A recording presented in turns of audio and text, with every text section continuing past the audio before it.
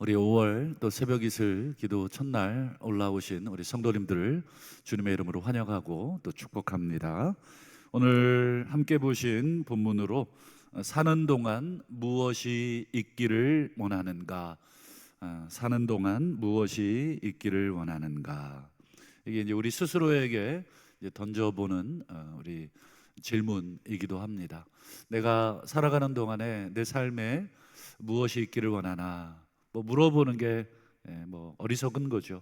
우리의 삶에 당연히 평안이 있고 또 기쁨과 또 감사가 있기를 우리가 원할 텐데 사는 동안에 참 정말 이 평안이 있는 인생이 있는가 하면 반대로 전쟁과 같은 그런 매일매일이 참 끔찍하고 좀 어려운 그런 인생도 있죠.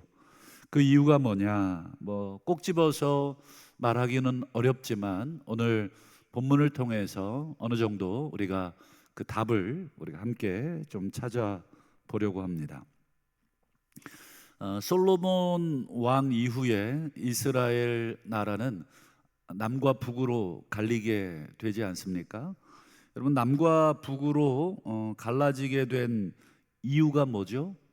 정치적으로 이렇게 맞지 않아서 우리나라가 뭐 당이 나뉘어지고 뭐 동과 서가 나뉘어져서 뭐 보수니 진보니, 참 우리나라는 보수도 없고 사실 진보도 없는 나라인데 뭐 그렇게 이념적으로 뭐 정치적으로 그것 때문에 이스라엘도 나뉘어진 것인가? 그렇지 않죠. 이스라엘이 남과 북으로 나뉘어지게 된 이유는 딱 한 가지, 바로 신앙적인 이유, 하나님을 불신앙하고 떠났기 때문에. 그래서 솔로몬 때 그런 일이 벌어지게 됩니다.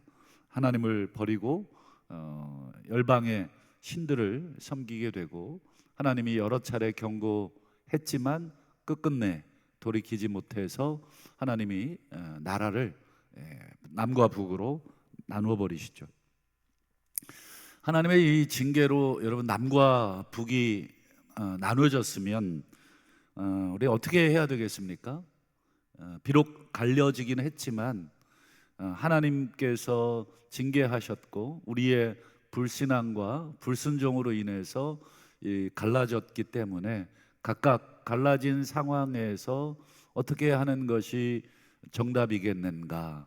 우리가 다 알고 있듯이 각자 자신의 삶을 돌이켜보고 그리고 회개하는 마음으로 각자 주어진, 하나님께서 그렇게 살아라, 그렇게 주어진 환경 속에서 여러분 하나님을 잘 섬기면 됩니다.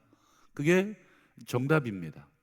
그런데 여러분, 불행하게도 이 남북의 이스라엘의 역사를 우리가 뭐 열왕기서, 그리고 우리가 지금 새벽마다 보고 있는 역대기를 쭉 훑어보면 남과 북은 어떻습니까? 끊임없이 전쟁을 서로 대적하는 그런 삶을 살고 있는 것을 보게 됩니다.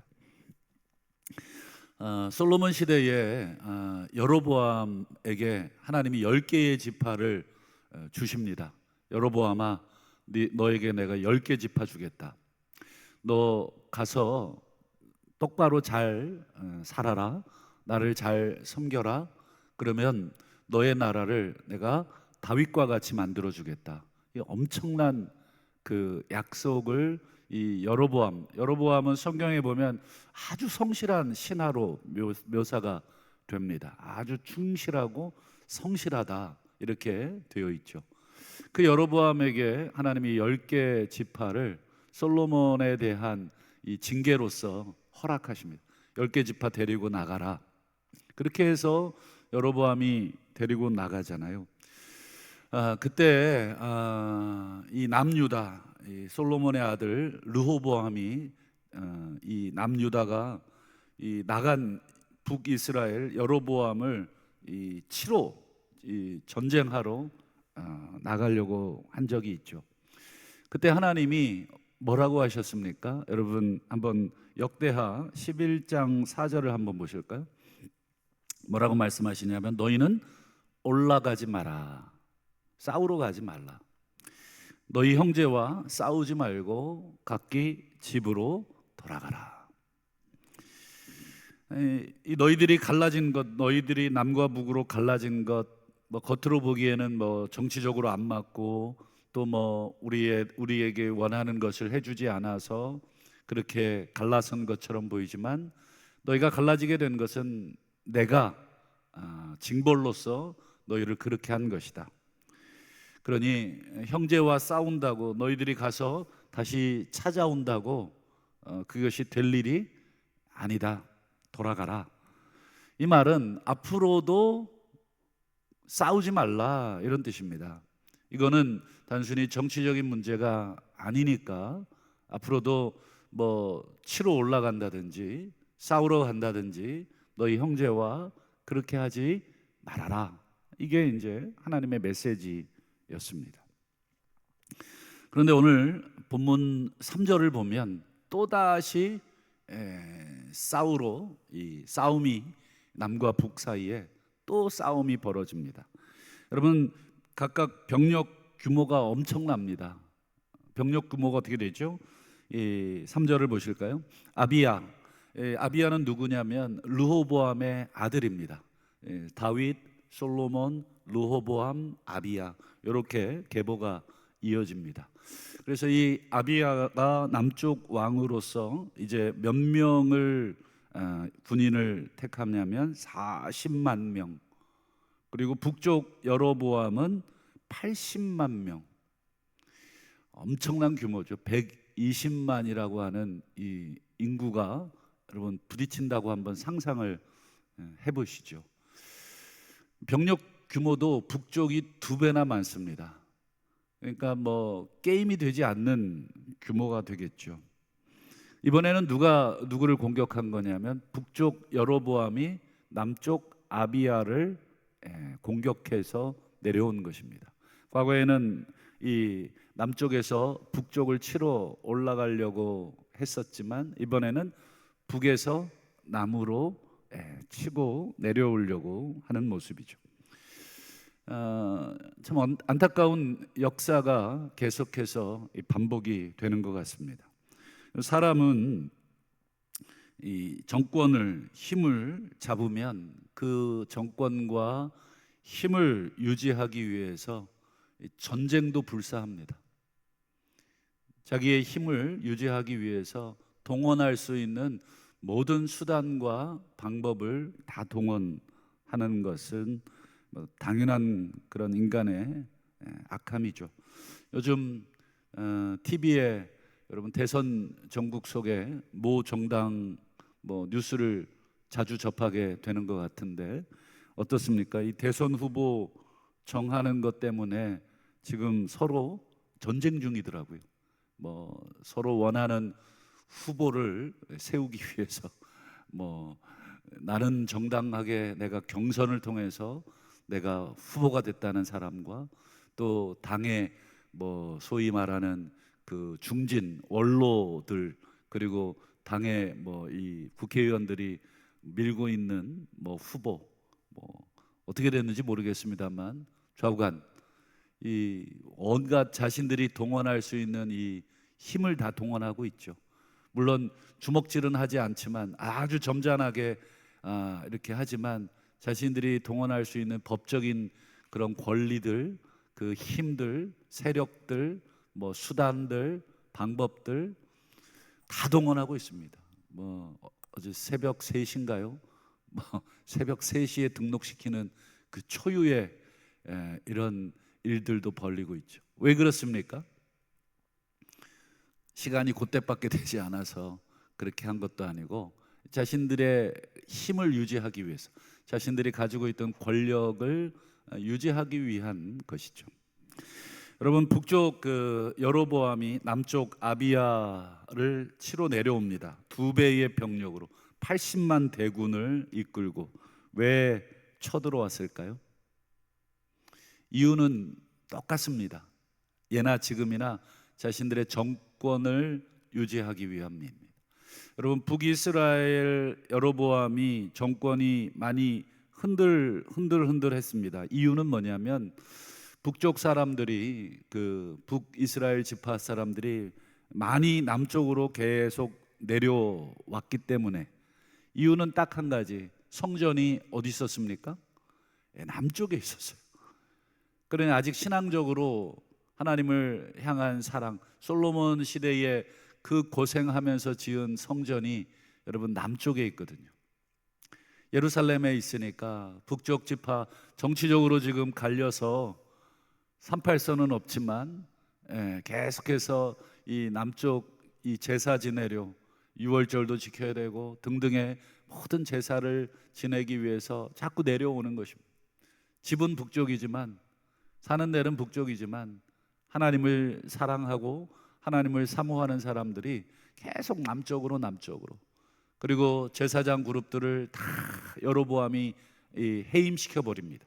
다 내쫓아 버리고 자기가 원하는 사람들을, 일반 백성들을 그냥 아무나 다 제사장 세워서 그렇게 온갖 이 종교적으로 혼합주의를 만들고, 그러니 이 북쪽의 이 지파들이 전부 남쪽으로. 여러분, 사람들이 자꾸 흩어지게 되면 정권 유지가 어렵습니다. 여러분, 그 흩어지는 백성들을 여러분 하나로 묶을 수 있는 아주 중요한 수단이 뭐죠? 그게 전쟁입니다. 전쟁이라고 하는 것은 딱 지도자를 중심으로 뭉치지 않으면 절대로 이길 수 없지 않습니까? 그것을 타개할 수 있는 방법은 전쟁입니다. 근데 여러분, 이 북이스라엘 여로보암이 이 전쟁을 치르면서 전쟁을 준비하고 지금 진두지휘하면서 잊어버린 것이 두 개가 있어요. 첫 번째는 뭘 잊어버렸냐면, 과거에 자기가 이 솔로몬으로부터, 르호보암으로부터 이 10개의 지파를 가지고 나왔을 때, 여러분, 남쪽 르호보암이 이 솔로몬이 그 자기를 치러 올라오려고 했을 때 누가 막아줬습니까? 하나님이 막으셨잖아요. 내 형제다, 싸우지 마라, 각기 집으로 돌아가라. 비록 남과 북으로 정권이 지금 두 개로 나뉘어져서 지금 있지만 너희들은 형제다, 싸우지 마라. 이 분명한 하나님의 뜻이었고 분명한 하나님의 메시지였죠. 과거에 자기도 그 메시지에 힘을 입어서 전쟁을 치르지 않은 적이 있었죠. 그걸 벌써 잊어버린 것입니다. 자기가 그 은혜를 받았고 전쟁을 치르지 않고 피 흘림 없이 그 정권을 하나님께서 주셨다는 것을 잊어버린 것이죠. 그래서 지금 그걸 잊어버리니까 자기도 힘으로 80만이라고 하는 엄청난, 아마 다 끌어모은 것 같아요.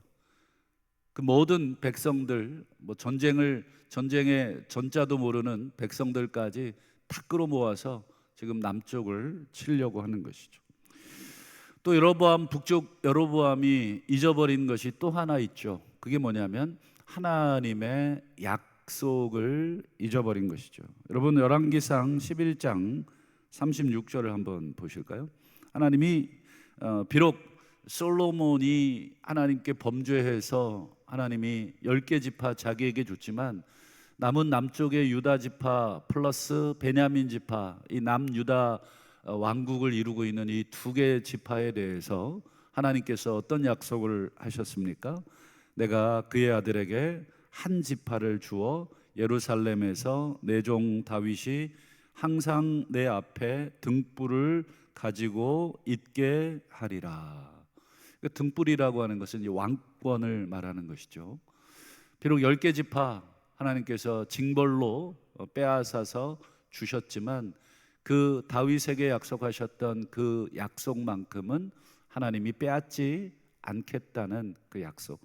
그러니 여러분, 여로보암이 지금 남쪽 다윗의 그 직계, 그 왕조를 치러 내려온다는 것은 무엇을 빼앗겠다는 것입니까? 등불을 빼앗겠다는 것이죠. 하나님이 다윗 그 왕조에게 주신 그 등불 빼앗는다.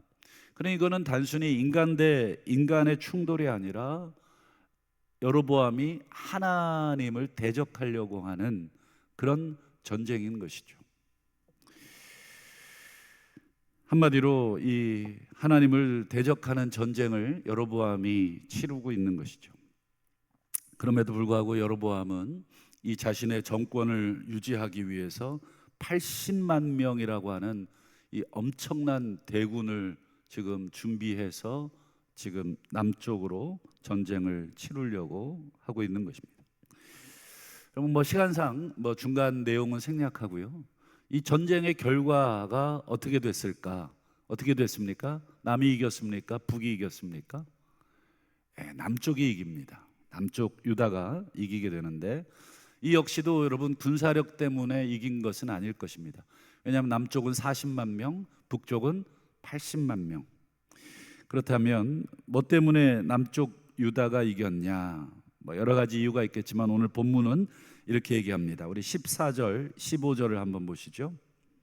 자, 유다 사람이 자기 앞뒤 적병으로 말미암아, 한마디로 이 북이스라엘이 전술을 어떻게 짰냐면 유다 민족을 앞뒤로 포위하는, 그래서 양방으로 쳐서 공격을 하는, 전력이 두 배가 많으니까 이쪽 나뉘어서 치면 어떻습니까? 병력이 흩어지게 되겠죠. 그래서 쉽게 정복을 하려고 그렇게 계획을 했죠. 그래서 앞뒤의 적병으로 말미암아, 자, 남쪽 유다 사람들이 여호와께 부르짖고, 15절 보시죠. 유다 사람들이 여호와께 부르짖을 때, 소리 지른다는 게 부르짖는다 이런 뜻입니다. 이 부르짖을 때 하나님이 여로보암과 온 북이스라엘을 치니라. 그래서 몇 명이 죽습니까? 50만 명이 죽어요. 80만이 내려오는데 그 중에 50만이 죽어버립니다. 여러분, 이스라엘 인구가 그리 많지 않습니다. 그 중에 50만 명이 죽습니다. 엄청난 것입니다. 여러분, 남쪽 유다 역시 이 아비야 시대의 기록을 여러분 혹시 열왕기서를 통해서 한번 보시면, 아비야도 그닥 좋은 왕은 아닙니다.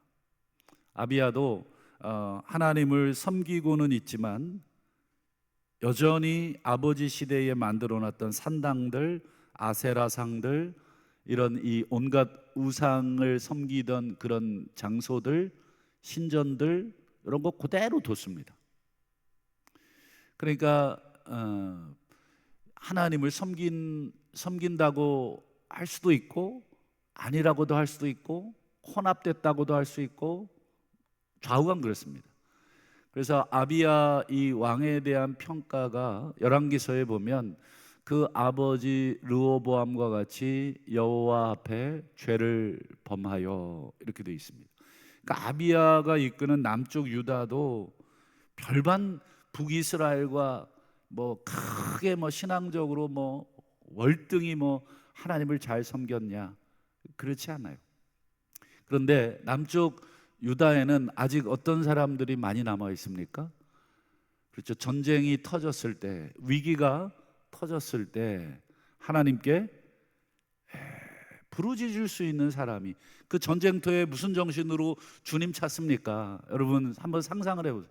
지금 남과 북이 지금 전쟁을 하고 있고 북쪽이 편을 나누어서 이 양방향으로 치고 들어오는데 거기서 주여 이러고 있을 수 있는 정신이 몇 명이나 되겠습니까? 여러분, 위기 앞에 우리가 주님 찾을 수 있고 위기 앞에 우리가 기도원 올라가서 기도할 만한 우리 신앙인이 얼마나 되겠습니까? 위기 앞에 그냥 내가 도움 구할 수 있는 사람 찾기 바쁘고 또 내가 쓸 수 있는 힘을 구하기가 바쁜 것이 우리 대부분 사람들이죠. 그런데 참 이게 참 중요한 것 같습니다. 아직 남쪽 유다에는 이 끌려 나온 40만 명 이 군사들 가운데는, 그리고 아비야는 비록 하나님을 온전히 섬기지는 못했지만 위기 앞에 하나님의 도움을 구할 줄 아는 그러한 신앙이 아직 남아 있다 하는 것이죠. 우리도 한번 우리의 모습을 한번 이렇게 보시죠. 평안할 때 우리가 하나님 찾기 쉬울 수도 있고 또는 평안하면 하나님을 안 찾을 경우도 있지만, 정말 위기 앞에 내가 결단하고 그래 지금 우리 가정에 또 또 우리 나라에, 또 우리 교회에, 또 우리 개인의 위기를 느끼고 내가 결단하고 내가 기도해야 되겠다, 작정하고 작정 기도해 봐야 되겠다, 내가 하나님께 오로지 하나님의 도움만을 구해 봐야 되겠다. 만약에 이렇게 결단하고 하나님 앞에 기도하러 나오시는 분이 있다면 정말 존경스러운 것이죠. 대부분 사람들은 위기를 만나도 우리 하나님 찾는 것이 그렇게 쉽지 않습니다. 아무리 나라가 계엄이 터지고 교회가 박살이 나고 아무도 그렇게 막 위기 앞에 내가 기도해야 되겠다 이렇게 작정하는 사람 주변에 한번 얼마나 되시는가 한번 살펴보시죠. 여러분, 위기 때 우리가 부르짖을 수 있다. 이게 남쪽 유다가 그나마 그래도 하나님 앞에서 살아갈 수 있는 힘이었습니다. 그래서 북쪽 이스라엘보다 남쪽 유다가 그래도 어떻습니까? 더 괜찮은 그런 모습들을 보여주고 있는 것, 그게 위기 때 부르짖는 신앙인의 모습입니다. 근데 우리 마지막 결론으로, 여러분, 위기 닥칠 때마다 부르짖는 것도 중요하지만 그보다 더 중요한 게 있어요. 그게 뭐겠습니까? 위기를 만들지 않는 것이 더 중요합니다. 여러분, 남과 북이 싸워서 여러분 우리가 이기는 것도 중요하겠지만 더 중요한 건 무엇입니까? 싸우지 않고 이기는 것이 더 중요한 것입니다. 싸움을 만들지 않는 것이 훨씬 더 중요한 것입니다. 여러분, 열왕기상 15장 6절을 한번 보시죠. 열왕기상 15장에 보면 오늘 역대하에는 없는 말씀이 기록되어 있습니다. 역대하에는 없는데 요게 이렇게 돼 있죠. 르호보암과 여로보암 사이 사는 날 동안 전쟁이 있었더라.